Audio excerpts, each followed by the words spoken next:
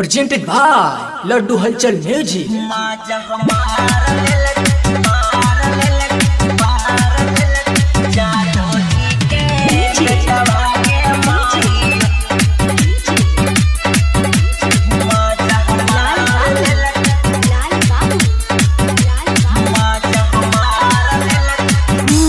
माजा हमार लेल कई जादो जी के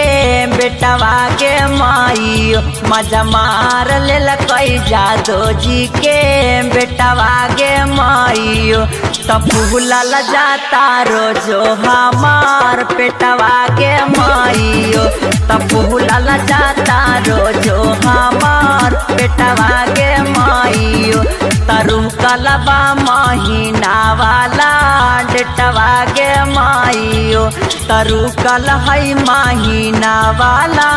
डेटवा के माइयो माजा हमार लेल कैया दबजी के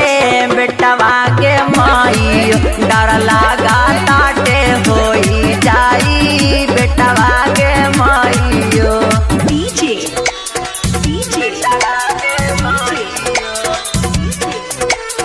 लाल बाबू लाल बाबू लाल बाबू लाल बाबू माजा हमार लेल कैया दबजी के बेटवा के माइयो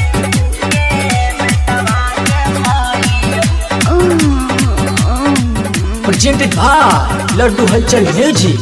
चूसी चूसी उठवा मोर दवाई ले जोवानावा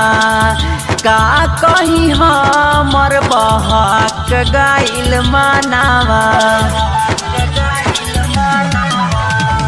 चूसी चूसी उठवा मोर दवाई ले जोवानावा का कही हमर बहाक गाइल मानावा तमारा लस कमर धके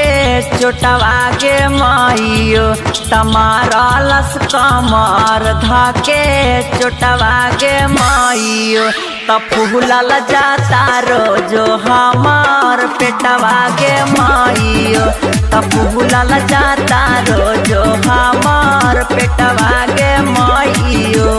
डीजे डीजे डीजे लाल बाबू लाल बाबू समस्तीपुर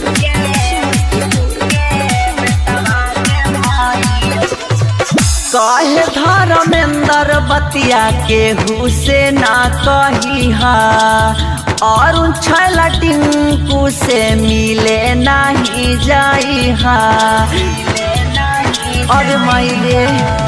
कहे धर्मेंद्र बतिया के हुसे ना कही हा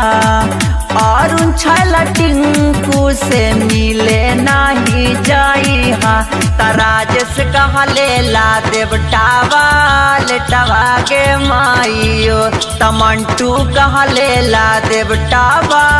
लेटवा के माइयो तब फूलल जाता रोजो हमार पेटवा के माइयो तब फूलल जाता रोजो हमार पेटवा के माइयो तरु कलबा महीना वाला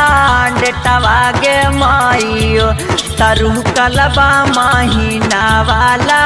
डेटवा के माइयो तमजा मार लेल कई जादो जी के बेटवा के माइयो डर लागा ताटे होई जाई बेटवा के माइयो Presented by Laddu Halchal Music.